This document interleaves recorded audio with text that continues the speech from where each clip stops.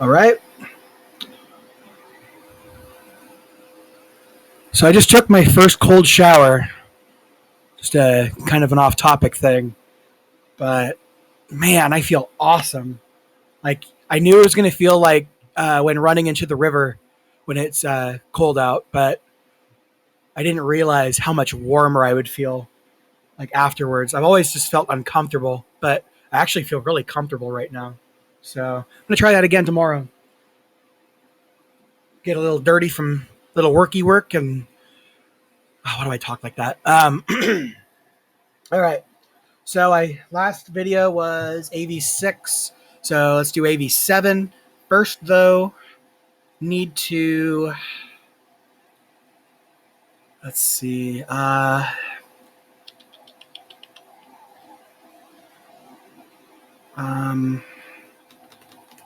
AV7, sorry, wrong document. Let's see, AV7. So it goes to Exodus 13 is when I stop. Exodus 5 to Exodus 13. Okay. All right. JW, Bible, Exodus. So right there, that's the cutoff. Exodus 5.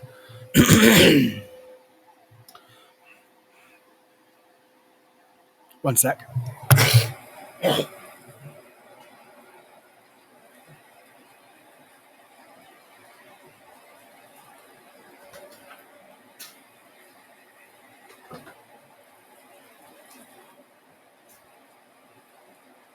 Yeah. All right. Sorry. I was just getting in the way. Drink of water. Let's go.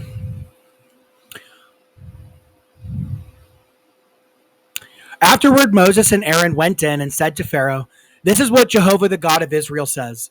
Send my people away so that they may celebrate a festival to me in the wilderness." But Pharaoh said, "Who is Jehovah, that I would obey his voice to send Israel away? I do not know Jehovah at all, and what is more, I will not send Israel away." But they said, "The God of the Hebrews has communicated with us. Please, we want to make a 3-day journey into the wilderness and sacrifice to Jehovah our God. Otherwise, he will strike us with disease or with the sword." The king of Egypt replied to them, "Why is it, Moses and Aaron, that you are taking the people away from their work? Return to your labor." And Pharaoh continued, "Look at how many people of the land there are, and you would have them rest from their labor?" That same day, Pharaoh commanded the taskmasters and their foremen, "You must no longer give straw to the people to make bricks. Let them go and gather straw for themselves. But you must still impose on them the same quota of bricks as they made in the past. Do not reduce it for them, for they are relaxing. That is why they are crying out, 'We want to go. We want to sacrifice to our God.' Make them work harder and make them busy so that they will not pay attention to lies." So the taskmasters and their foremen went out and said to the people, "Here is what Pharaoh has said. I am giving you no more straw. Go and get your own straw for yourselves wherever you can find it, but your work will not be reduced at all." Then the people scattered throughout all the land of Egypt to gather stubble for straw, and the taskmasters kept urging them, "You must each finish your work every day, just as when straw was provided." Also the foremen of the Israelites, whom Pharaoh's taskmasters had appointed over them, were beaten.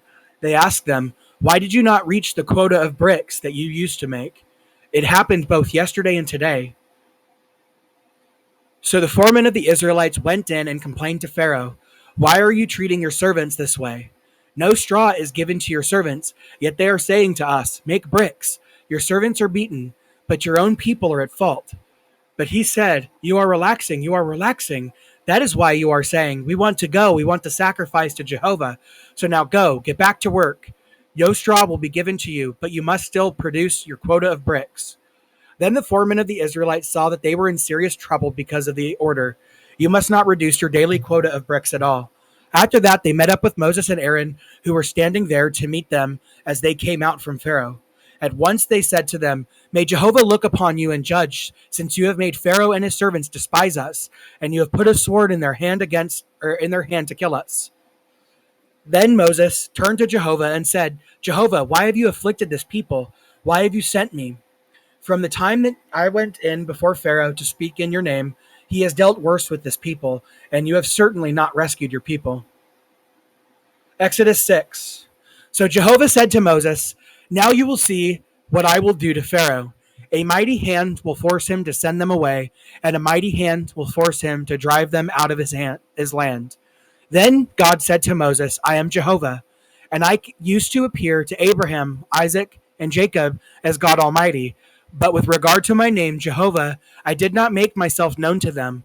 I also established my covenant with them to give them the land of Canaan, the land in which they lived as foreigners. Now I myself have heard the groaning of the people of Israel, whom the Egyptians are enslaving, and I remember my covenant. Therefore, say to the Israelites, I am Jehovah, and I will bring you out from under the burdens of the Egyptians and rescue you from their slavery, and I will reclaim you with an outstretched arm and with great judgments. And I will take you in as my people, and I will be your God. And you will certainly know that I am Jehovah your God, who is bringing you out from under the burdens of Egypt. And I will bring you into the land that I swore with an oath to give to Abraham, Isaac, and Jacob, and I will give it to you as something to possess. I am Jehovah. Moses later gave this message to the Israelites, but they did not listen to Moses because of their discouragement and because of the harsh slavery. Then Jehovah spoke to Moses, saying, go in and tell Pharaoh, Egypt's king, that he should send the Israelites away out of this land. However, Moses replied to Jehovah, look, the Israelites have not listened to me. How will Pharaoh ever listen to me, as I speak with difficulty? But Jehovah again told Moses and Aaron what commands to give to the Israelites and to Pharaoh, Egypt's king, in order to bring the Israelites out of the land of Egypt. These are the heads of the house of their fathers. The sons of Reuben, Israel's firstborn, were Hanok, Palu, Hezron, and Carmi. These are the families of Reuben. The sons of Simeon were Jemuel, Jamin, Ohad, Jachin, Zohar, and Shaul, the son of a Canaanite woman. These are the families of Simeon. These are the names of the sons of Levi, according to their family descents, Gershon, Kohath, and Merari. The length of Levi's life was 137 years. The sons of Gershon were Libni and Shimei, according to their families. The sons of Kohath were Amram, Ishar, Hebron, and Uzziel. The length of Kohath's life was 133 years. The sons of Merari were Mali, Mushi, and Mushi. These were the families of the Levites, according to their family descents. Now Amram took Jochebed, his father's sister, as his wife. She bore him Aaron and Moses. The length of Amram's life was 137 years. The sons of Izhar were Korah, Nepheg, and Zikri. The sons of Uzziel were Mishael, Elzaphan, and Sithri. Now Aaron took Elisheba, Aminadab's daughter, the sister of Nashon, as his wife. She bore him Nadab, Abihu, Eleazar, and Ithamar. The sons of Korah were Asir, Elkanah, and Abiasaph. These were the families of the Korahites. Eleazar, Aaron's son, took one of the daughters of Putiel as his wife. She bore him Phinehas. These are the heads of the paternal houses of the Levites according to their families.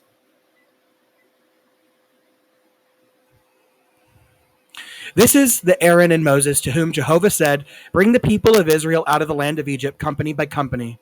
It was they who spoke to Pharaoh, Egypt's king, to bring the people of Israel out of Egypt. It was this Moses and Aaron. On that day, when Jehovah spoke to Moses in the land of Egypt, Jehovah told Moses, I am Jehovah. Speak to Pharaoh, king of Egypt, everything I am speaking to you. Then Moses said before Jehovah, look, I speak with difficulty, so how will Pharaoh ever listen to me? Exodus 7.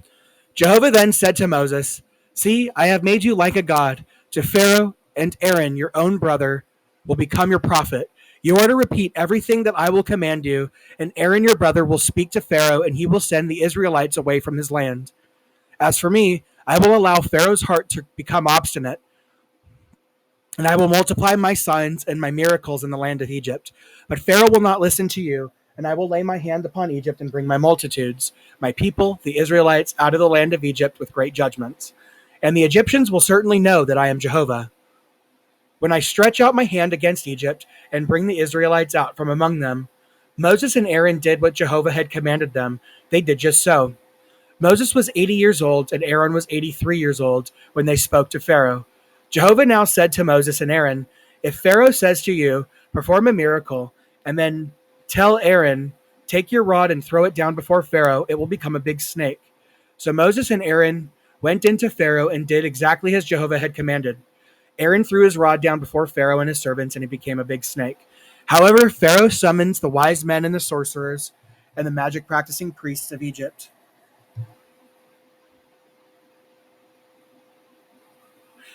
And the magic practicing priests of Egypt also did the same thing with their magic.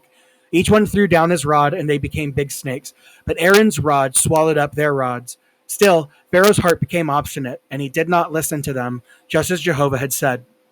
Then Jehovah said to Moses, "Pharaoh's heart is unresponsive. He has refused to send the people away. Go to Pharaoh in the morning. Look, he is going out to the water, and you should station yourself to meet him by the edge of the Nile River, and take with you in your hands the rod that turned into a serpent. And you must say to him, 'Jehovah the God of the Hebrews has sent me to you.' And he says, 'Send my people away so that they may serve me in the wilderness.' But you have not obeyed until now. This is what Jehovah says. By this you will know that I am Jehovah. For I am striking the water that is in the Nile River with the rod that is in my hand, and it will turn into blood. And the fish that are in the Nile will die, and the Nile will stink, and the Egyptians will find it impossible to drink water from the Nile." Then Jehovah said to Moses, "Say to Aaron, 'Take your rod and stretch out your hand over the waters of Egypt, over its rivers, over its canals, over its marshes, and over all its reservoirs, that it may become blood.' There will be blood in all the land of Egypt, even in the wooden and stone containers." Immediately Moses and Aaron did just as Jehovah had commanded.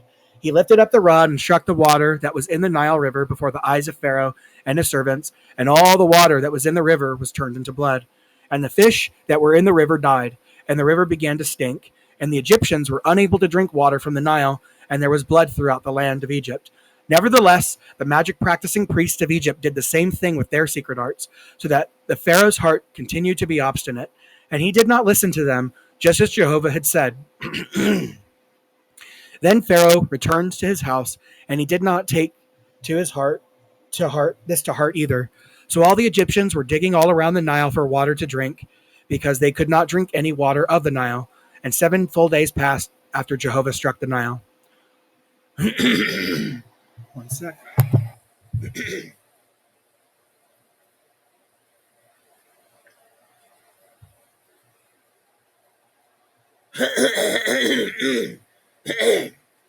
Shoot. Exodus 8. Then Jehovah said to Moses, "Go into Pharaoh and say to him, 'This is what Jehovah says.'" Sorry.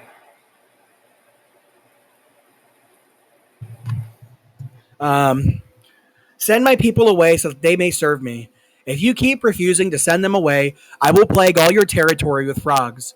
And the Nile River will swarm with frogs, and they will come up and enter into your house, into your bedroom, on your bed, into the houses of your servants, and on your people, into your ovens and into your kneading troughs. On you, on your people, and on all your servants, the frogs will come up." Jehovah later said to Moses, "Say to Aaron, 'Stretch out your hands with the rods over the rivers, the Nile canals, and the marshes, and make the frogs come up over the land of Egypt.'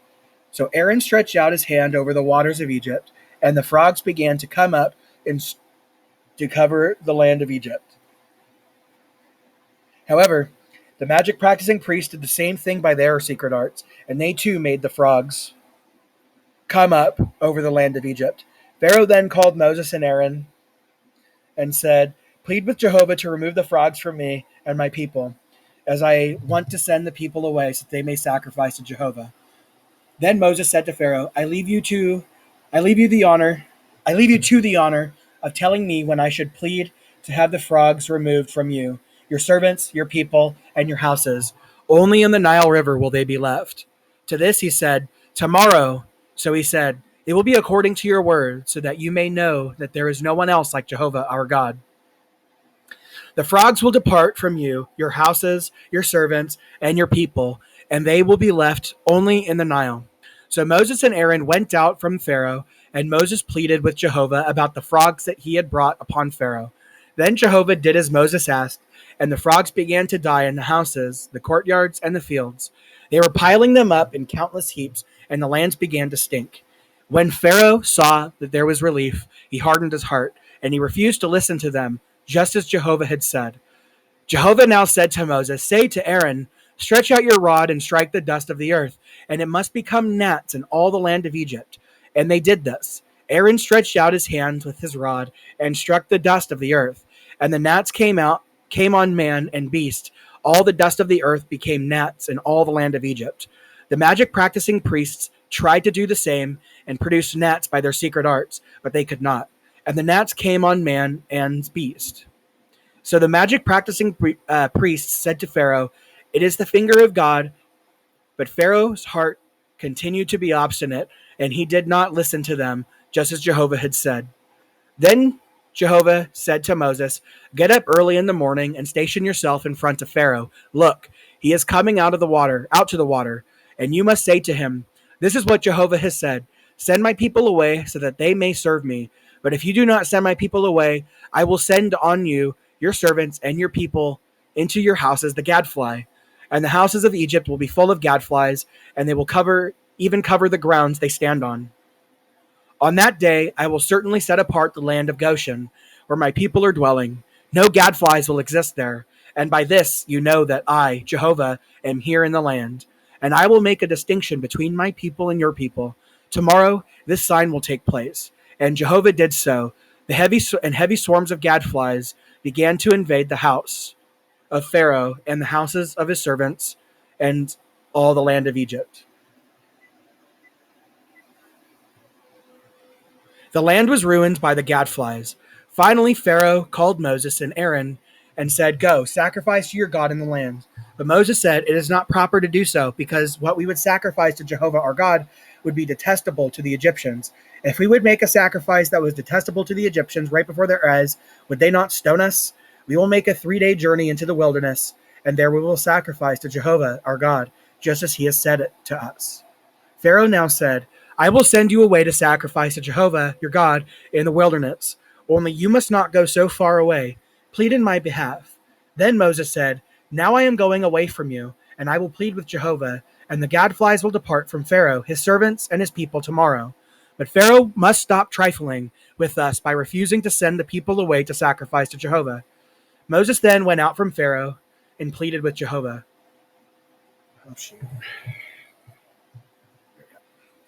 So Jehovah did according to Moses' word, and the gadflies departed from Pharaoh, his servants, and his people. Not one was left. However, Pharaoh again hardened his heart and did not send the people away. Exodus 9. So Jehovah said to Moses, go into Pharaoh and say to him, this is what Jehovah the God of the Hebrews has said. Send my people away so that they may serve me. But if you refuse to send them away and you keep holding them, look, Jehovah's hand will come against your livestock in the field. On the horses, the donkeys, the camels, the herd, and the flock, there will be a devastating plague. And Jehovah will certainly make a distinction between the livestock of Israel and the livestock of Egypt. And nothing that belongs to the Israelites will die. Moreover, Jehovah set an appointed time, saying, tomorrow Jehovah will do this in the land. And Jehovah did this on the very next day, and all sorts of livestock of Egypt began to die. But not one of Israel's livestock died. When Pharaoh inquired, look, not so much as one of Israel's livestock had died. Nevertheless, Pharaoh's heart continued to be unresponsive, and he did not send the people away. Jehovah then said to Moses and Aaron, fill both your hands with soot from a kiln, and Moses must throw it into the air in front of Pharaoh, and it will become fine dust on the land of Egypt, and it will become festering boils on man and beast and all the land of Egypt. So they took soot from a kiln and stood before Pharaoh, and Moses tossed it into the air, and it became festering boils breaking out on man and beast. The magic practicing priests were unable to stand before Moses because of the boils, for they had developed on the magic practicing priests and all the Egyptians. But Jehovah allowed Pharaoh's heart to become obstinate, and he did not listen to them, just as Jehovah had told Moses. Then Jehovah said to Moses, get up early in the morning and station yourself in front of Pharaoh and say to him, this is what Jehovah the God of the Hebrews has said. Send my people away so that they may serve me. For now I am directing all my blows to strike your heart, your servant and your people, so that you may know that there is no one like me in all the earth. For by now I could have thrust my hand out to strike you and your people with a devastating plague, and you would have been wiped out from the earth. But for this very reason I have kept you in existence, to show you my power and to have my name declared in all the earth. You are still behaving arrogantly against my people by not sending them away. Here I will cause a very great hail to rain down tomorrow about this time, such as never occurred in Egypt from the day it was founded until now. Therefore, send word to bring all your livestock and all that is yours in the field under shelter. Every man and beast caught in the field and not brought into the house will die, and when the hail comes down on them.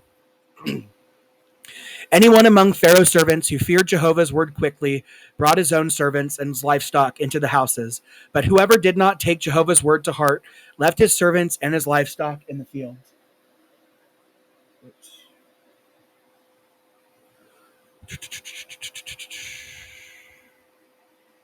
Jehovah now said to Moses, stretch out your hand toward the heavens, so that hail may come down on all the land of Egypt, on man and beast, and on all the vegetation of the field in the land of Egypt. So Moses stretched out his rod toward the heavens, and Jehovah sent thunder and hail, and fire fell down to the earth. And Jehovah kept making it rain down hail on the land of Egypt. There was hail, and there was fire flashing in the midst of the hail. It was very heavy. There had never been any like it in the land of Egypt since it had become a nation.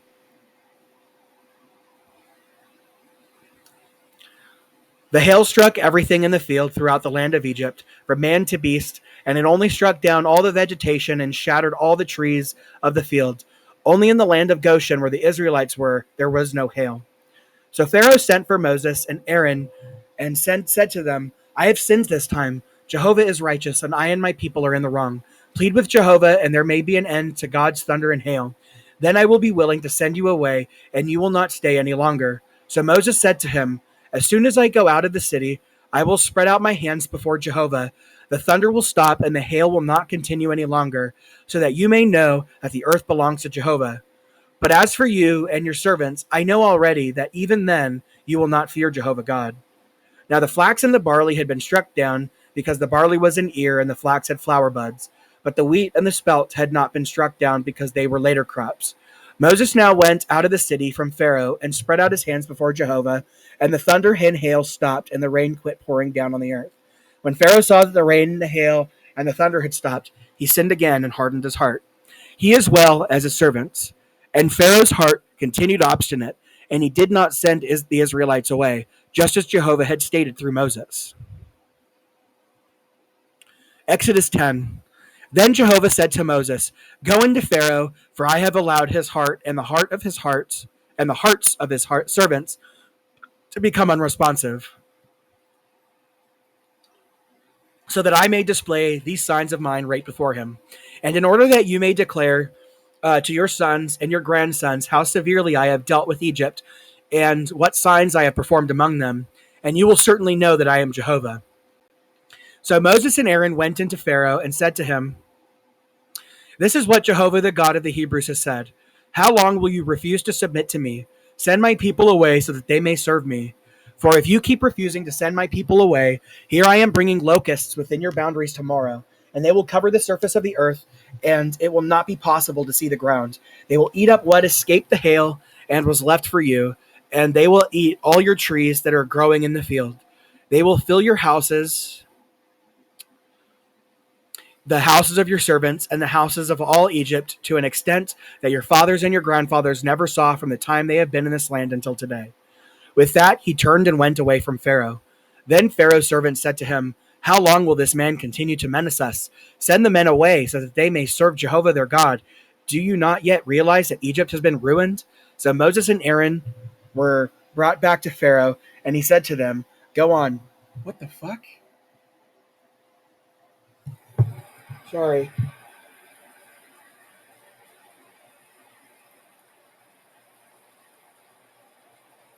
I don't feel wet, but it felt like some water dropped on my arm. That was super weird. What the heck? Oh, you know what? I have to record this. That's so funny.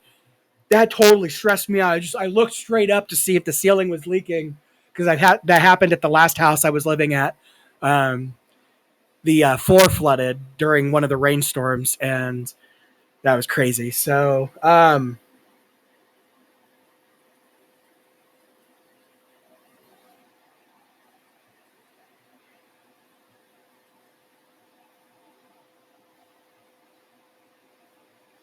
was super stressful. Sorry, when I feel that, just stresses me out a little bit. But I think maybe because my hair's still a little wet from that cold shower, I wonder if maybe there was just enough water to form a droplet and hit my arm. Oh, that was super weird. That totally freaked me out. Sorry.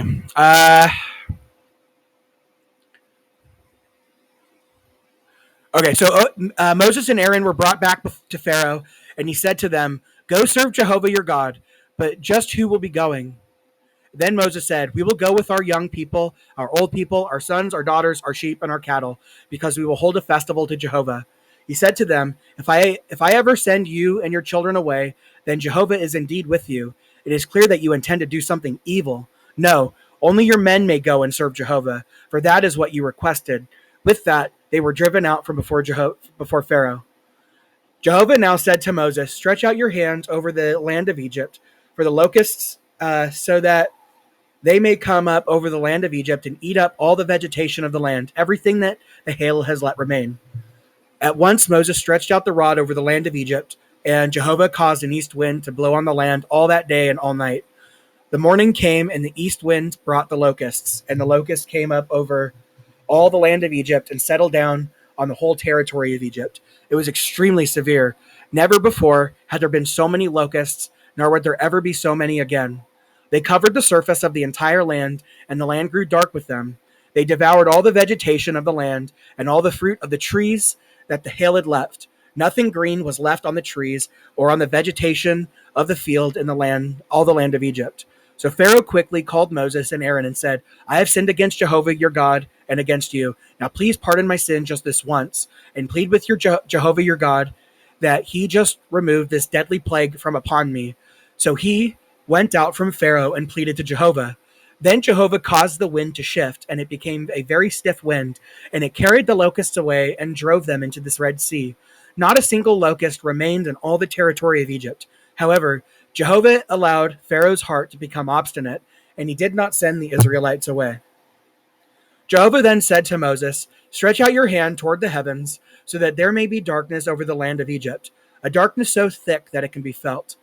Moses immediately stretched out his hand toward the heavens, and there was a dense darkness in all the land of Egypt for 3 days.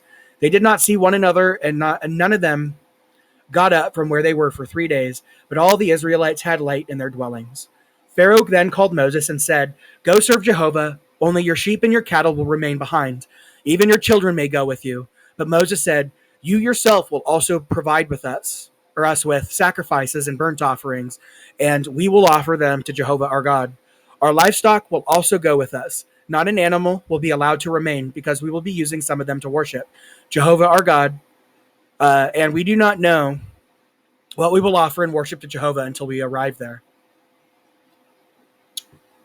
So Jehovah allowed Pharaoh's heart to become obstinate, and he did not consent to send them away. Pharaoh said to him, "Get out of my sight. Make sure that you do not try to see my face again, for on the day you see my face, you will die." To this Moses said, "Just as you have spoken, I will not try to see your face again." Exodus 11. Then Jehovah said to Moses, "One more plague I am going to bring upon Pharaoh in Egypt. After that, he will send you away from here.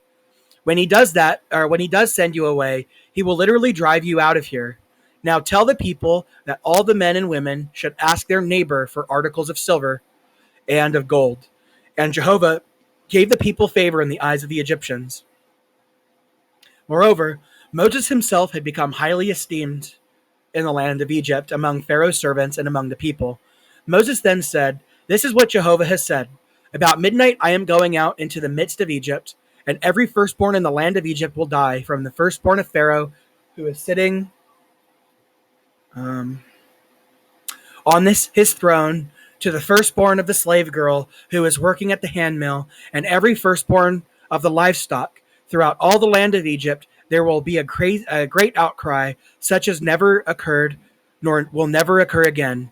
But not even a dog will bark at the Israelites, at the men or their livestock, so that you may know that Jehovah can make a distinction between the Egyptians and the Israelites.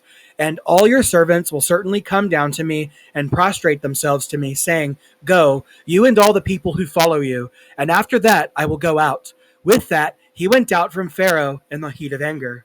Jehovah then said to Moses, Pharaoh will not listen to you, in order for my miracles to be multiplied in the land of Egypt. Moses and Aaron performed all these miracles before Pharaoh, but Jehovah allowed Pharaoh's heart to become obstinate, so that he did not send the Israelites away from his land. Exodus 12. Jehovah now said to Moses and Aaron in the land of Egypt, This month will be the beginning of the months for you. It will be the first of the months of the year for you. Speak to the entire assembly of Israel, saying, On the 10th day of this month, they should each take for themselves a sheep for their father's house, a sheep to a house. But if the household is too small for the sheep, they and their nearest neighbor should share it between themselves in their house according to the number of people. When making the calculation, determine how much of the sheep each one will eat. Your sheep should be a sound 1-year-old male. You may choose from the young rams or from the goats. You must care for it until the 14th day of this month, and the whole congregation of the assembly of Israel must slaughter it at twilight. They must take some of the blood and splash it on the 2 doorposts and the upper part of the doorway of the houses in which they eat it. They must eat the meat on this night. They should roast it over the fire and eat it along with the unleavened bread and bitter greens. Do not eat any of it raw or boiled, cooked in water, but roast it over the fire, its head together with its shanks and its inner parts. And you must not save any of it until morning, but any of it left over until morning you should burn with fire. And this is how you should eat it: with your belt fastened, sandals on your feet, and your staff in your hand. And you should eat it in a hurry. It is Jehovah's Passover. For I will pass through the land of Egypt on this night, and strike every firstborn in the land of Egypt, from man to beast, and I will execute judgment on all the gods of Egypt. I am Jehovah. The blood will serve as your sign on the houses where you are, and I will see the blood and pass over you, and the plague will not come on you to destroy you when I strike the land of Egypt. This day I will serve as a memorial for you, and you must celebrate it as a festival to Jehovah throughout your generations. As a lasting statute, you should celebrate it. 7 days you are to eat unleavened bread. Yes, on the first day you are to remove the sourdough from your houses, because anyone eating what is leavened from the first day down to the 7th, that person must be cut off from Israel. On the first day, on the first day you will hold a holy convention, and on the 7th day another holy convention. No work is to be done on these days, only what every person needs to eat. That alone may be prepared for you. You must keep the festival of unleavened bread, for on this very day I will bring your multitudes out of the land of Egypt, and you must keep this day throughout your generations as a lasting statute. In the first month, on the 14th day of the month, in the evening, you are to eat unleavened bread until the 21st day of the month in the evening. No sourdough is to be found in your houses for 7 days, because if anyone eats what is leavened, whether he is a foreigner or a native of the land, that person must be cut off from the assembly of Israel. You should not eat anything leavened. In all your homes you are to eat unleavened bread. Moses promptly called all the elders of Israel and said to them, Go and select young animals for each of your families and slaughter the Passover sacrifice. Then you must dip a bunch of hyssop into the blood that is in a basin and strike the upper part of the doorway and the 2 doorposts with the blood. And none of you should go out of the entrance of this house until morning. Then when Jehovah passes through to plague the Egyptians and sees the blood on the upper part of the doorway and on the 2 doorposts, Jehovah will certainly pass over the entrance and will not allow the plague of death to enter into your houses. You must observe this event as a lasting regulation for you and your sons. And when you come into the lands that Jehovah will give you, just as he has stated, you must keep this observance. And when your sons ask you, What does this observance mean to you? You must say, It is the sacrifice of the Passover to Jehovah, who passed over the houses of the Israelites in Egypt when he plagued the Egyptians, but he spared our houses. Then the people bowed low and prostrated themselves. So the Israelites went and did just as Jehovah had commanded Moses and Aaron. They did just so. Then at midnight, Jehovah struck down every firstborn in the land of Egypt, from the firstborn of Pharaoh, who was sitting on his throne, to the firstborn of the captive who was in the prison, and every firstborn of the animals. Pharaoh got up that night along with all his servants and all the other Egyptians, and there was a great outcry among the Egyptians, because there was not a house where someone was not dead.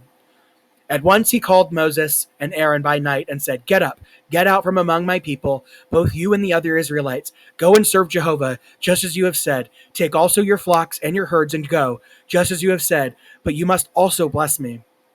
And the Egyptians began to urge the people to depart quickly out of the land, because, as they said, "We are all as good as dead." So the people carried their flour dough before it was leavened, and their with their kneeling troughs, wrapped in their clothing on their shoulder. The Israelites did what Moses had told them and asked the Egyptians for articles of silver and of gold, as well as clothing. Jehovah gave the people favor in the eyes of the Egyptians, so that they gave them what they asked for, and they plundered the Egyptians. Then the Israelites departed from Ramses for Succoth. About 600,000 men on foot, besides children, and a vast mixed company also went with them, as well as flocks and herds, a great number of livestock. They began to bake the dough that they brought from Egypt into round loaves of unleavened bread. It was not leavened, because they had been driven out of Egypt so suddenly that they had not prepared any provisions for themselves. The dwelling of the Israelites who had dwelled in Egypt was 430 years. At the end of the 430 years, on this very day, all the multitudes of Jehovah went out of the land of Egypt. It is a night on which they will celebrate Jehovah's bringing them out of the land of Egypt. This night is to be observed to Jehovah by all the people of Israel throughout their generations.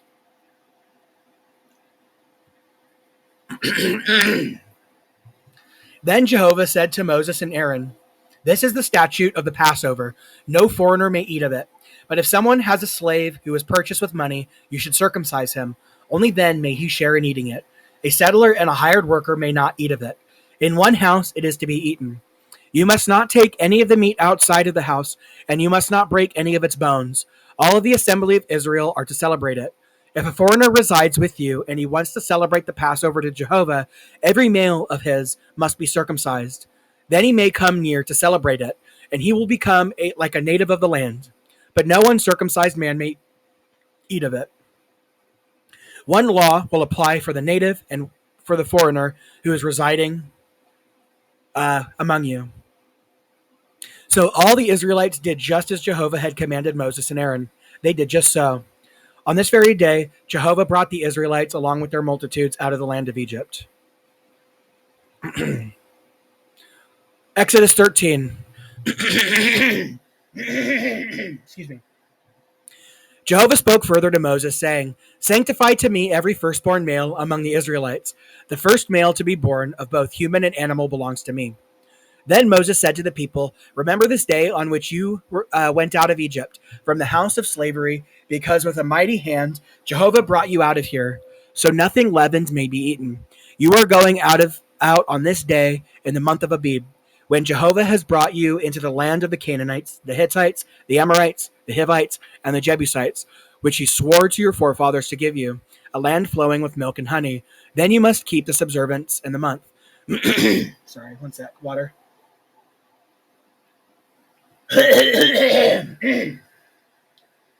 Sorry.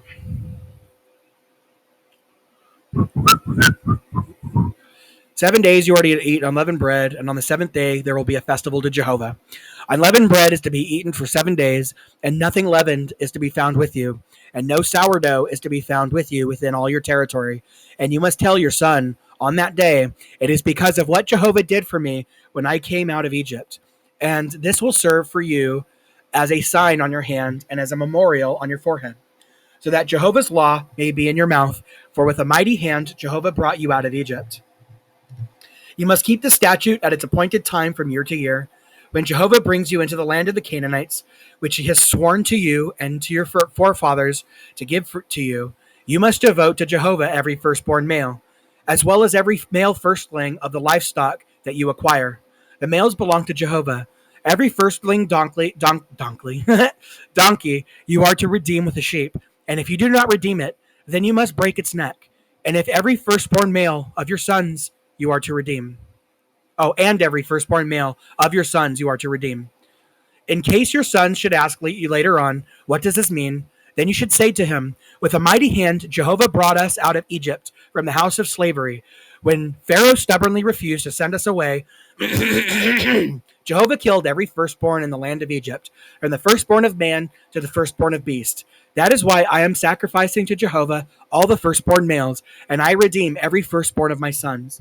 This must serve as a sign on your hand and as a headband on your forehead, for with a mighty hand Jehovah brought us out of Egypt.